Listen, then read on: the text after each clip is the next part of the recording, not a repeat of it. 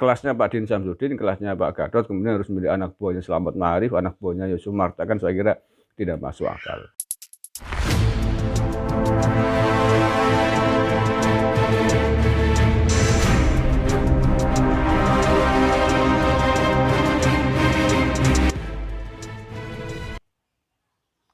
Bismillahirrahmanirrahim. Assalamualaikum warahmatullahi wabarakatuh. Bismillahirrahmanirrahim. Alhamdulillahirabbil alamin. Allahumma sholli ala sayyidina Muhammadin wa ala alihi wa sahbihi ajmain. Amma ba'du. Saudara-saudara sebangsa setanah air yang saya cintai, saya banggakan. Ada yang menarik dari acara deklarasi kami, Koalisi Aksi Menyelamatkan Indonesia. Gak tahu nih, menyelamatkan atau koalisi aksi merusak Indonesia. Ada yang memelesetkan begitu.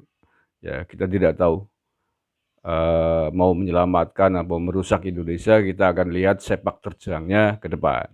Tapi dari tokoh-tokoh yang ada, dari reputasi yang ada, saya kira kita semua tahulah kira-kira arahnya kemana. Yang jelas paling dekat Pak Din Samsudin sebagai salah satu presidium di kami ini bersama Jenderal Gatot Purnawirawan. Pak Din Samsudin belum lama menyerukan wacana pemakzulan kepada Presiden Jokowi. Dan Pak Gatot juga nampaknya sering bersuara minir atas pemerintahan Pak Jokowi ini. Jadi tahulah kira-kira arahnya kemana, yang jelas tidak jauh-jauh dari politik dan muaranya saya kira pemilu 2024. Nah, oke. Ada yang menarik dari fenomena deklarasi kami di Jakarta kemarin. Ya, ini tidak adanya tokoh-tokoh 212, tokoh-tokoh FPI yang biasa hadir pada acara-acara mereka, pada seperti Yusuf Martak, Novel Bamukmin, Slamet Ma'arif, itu tidak nampak.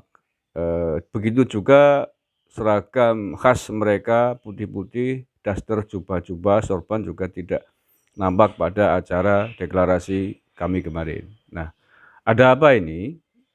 Ada apa ini? Apakah mereka adalah bagian dari kelompok yang sama atau hanya sekedar trik politik untuk memecah kekuatan, untuk membuat wadah yang berbeda tapi satu tujuan?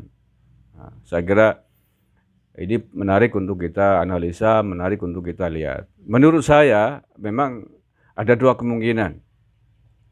Yang pertama adalah strategi politik dari kelompok yang sama, yang memiliki tujuan dan visi besar sama, yakni melawan, menggulingkan, merongrong pemerintahan Jokowi.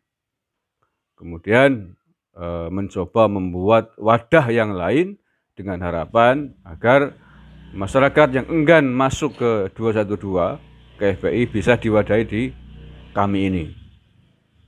Apalagi semua orang tahu bahwa tokoh-tokoh 212,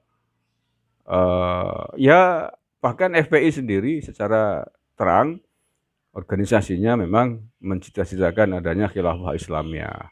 Nah, cita-cita ini yang kemudian menjadi sangat sulit laku dijual ke tengah masyarakat Indonesia yang hari ini semakin hari semakin solid, semakin cinta terhadap tanah airnya semakin tinggi, semakin besar, punya giroh yang semakin baik untuk melawan semua kekuatan yang ingin merongrong negara kesatuan Republik Indonesia. Nah, barangkali ini sebuah strategi dari mereka, kemudian dicoba untuk dijaring, diwadahi dengan kelompok yang berbeda yang lain, walaupun tujuannya tetap sama, yakni melawan Pak Jokowi. Nah, tetapi apakah efektif langkah ini? Apakah kira-kira masyarakat publik Indonesia bisa dibohongi sedemikian mudah dengan cara ini? Saya kira tidak. Saya kira tidak semudah itu, karena masyarakat Indonesia sudah tahu siapa-siapa mereka. Tokoh-tokohnya mereka semua sudah tahu. Siapa Pak Gatot yang kemarin gagal menjadi capres, kemudian suaranya minir. Siapa Pak Din Samsudin dengan bahasa-bahasa agamanya, pernah bergabung dengan acara HTI di Gelora Bung Karno Jakarta dulu, sepertinya ikut meneriakan khilafah Islamiyah. Yang terakhir berusaha ingin memakzulkan Jokowi, saya kira ini sudah tahu dan masyarakat sangat cerdas hari inilah. Jadi sisi lain, gerakan mereka yang terus-menerus ya, kelompok 212 FPI dan konco-konconya ini yang terus-menerus melakukan gerakan di seputaran Monas Jakarta, di sisi lain ada positifnya, harus kita akui. Selain negatifnya mengganggu ketentraman publik di Jakarta, membuat gaduh suasana politik di tanah air, sisi positifnya adalah membuat warga masyarakat Indonesia semakin cerdas, semakin mengerti apa dan siapa mereka, sehingga kemudian tidak mudah untuk dihasut oleh apa mau dan kepentingannya mereka. Ini sisi positifnya, harus kita akui.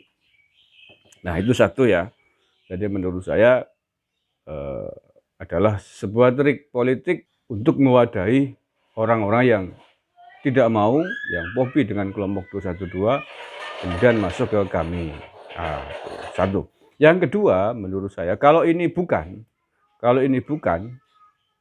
artinya bahwa kelompok kami ini bukan bagian dari strategi kelompok 212 CS, maka berarti kelompok kami ini adalah rival, pesaing dari kelompok FPI dan 212 di dalam menjalankan visi misi politiknya. Nah, mengapa bisa dikatakan sebagai pesaing? Ya bisa saja, bisa jadi barangkali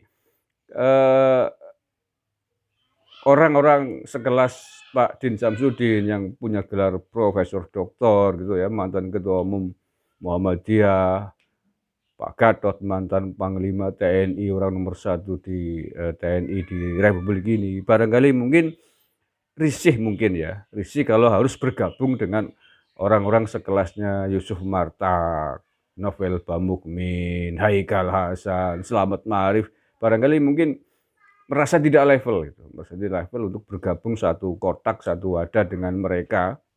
Ini masuk akal juga, saya kira masuk akal gitulah ya, bahwa orang dengan status besar, orang yang pernah punya status tinggi di negara ini kemudian harus bergabung, apalagi menjadi anak buahnya orang yang levelnya secara strata sosial itu lebih rendah, akan minder, akan mungkin berat, mungkin tidak mau gitu ya, harus ya mungkin masuk akal lah kelasnya Pak Din Samsudin, kelasnya Pak Gatot, kemudian harus menjadi anak buahnya Slamet Ma'arif, anak buahnya Yusuf Martak, kan saya kira tidak masuk akal. Ini sangat mungkin kondisinya seperti ini menurut saya. Jadi karena enggan bergabung menjadi satu dengan kelompok 212, maka mendirikanlah kelompok sendiri dengan nama kami itu. Walaupun tujuannya adalah sama, walaupun visinya adalah sama, yakni ingin menjadi oposan, ingin melawan pemerintahan Jokowi. Kalau bisa di tengah jalan dimaksulkan, kalau tidak bisa berharap ada kesempatan politik pada pemilu 2024. Nah, kalau yang terjadi seperti ini, bahwa kemunculannya kami adalah rival dari kelompok 212, maka ini akan ramai. Nah, yang benar seperti apa? Apakah kemunculan kami adalah bagian dari strategi politik, ataukah memang perpecahan, memang rival dari FPI dan 212? Ini akan kita lihat, kita pantau bersama-sama, dan waktu akan menjawab semua itu. Tapi yang penting, yang jelas bahwa kemunculan ini tidak berpengaruh signifikan bagi bangsa Indonesia. Tidak akan punya pengaruh besar. Mengapa? Ya kan tadi saya sampaikan. Karena masyarakat sudah tahu, sudah cerdas apa dan bagaimana mereka, baik kelompok kami maupun 212. Gerakannya seperti apa, semua orang sudah tahu. Selama 3 tahun terakhir, media sosial di samping efek buruknya telah mendidik kita semuanya, memberikan pengalaman, pengetahuan kepada publik Indonesia, semakin cerdas juga, itu sisi positifnya. Jadi tidak akan mudah kelompok ini, apapun bajunya, orang-orangnya itu saja, tidak akan mudah untuk mencari pengaruh terhadap masyarakat Indonesia. Itu Nah, seandainya ini adalah kelompok politik, sangat mungkin karena nama Jenderal Gatot dan Din Samsudin pernah muncul pada wacana pemilihan presiden yang baru lalu ya, termasuk Din Samsudin kan masuk dalam salah satu nama bursa wakil presiden Pak Jokowi yang kemudian tidak diambil. Nah, bisa jadi ini adalah upaya awal 4 atau 3 tahun menjelang Pilpres 2024 mulai melakukan gerakan politik secara halus membentuk apa yang namanya kami yang pada endingnya mungkin ingin memasangkan pasangan Gatot dan Din Samsudin agar nanti untuk dicalonkan pilpres pasangan presiden wakil presiden di pemilu 2024. Satu-satunya partai politik yang hampir dipastikan akan mengambil orang yang sering berkoar-koar atas nama agama kan partai PKS. Nah, apalagi Pak Gatot kan sudah memang sebelumnya sering diunggulkan oleh PKS. Nah, PKS sendiri tidak kuat, butuh partner. Nah, di antara partai lain yang hari ini mungkin untuk digait menjadi koalisi adalah Partai Amanat Nasional yang berbasis ideologi Muhammadiyah. Nah, oleh karena itulah agar PAN nantinya mau, maka diambillah Din Samsudin sebagai wakil presidennya. Nah, kalau pasangan Gatot Din, maka sangat mungkin nanti didukung oleh PKS dan Partai Amanat Nasional. Gerindra saya kira sudah lewat waktunya ya, karena hari ini Ketua Umum Gerindra Pak Prabowo mesra dengan Pak Jokowi, jadi saya kira berat kemungkinannya untuk mau berkoalisi lagi dengan PKS dan PAN. Maka tinggal PAN dan PKS saya kira dua partai yang sangat mungkin untuk mengusung pasangan calon dari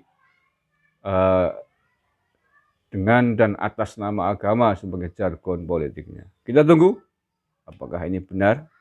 Walau alam, namanya juga analisa politik kan boleh-boleh saja. Kita akan melihat seperti apa kelanjutan dari kemunculan kami ini dan bagaimanakah prospek politiknya.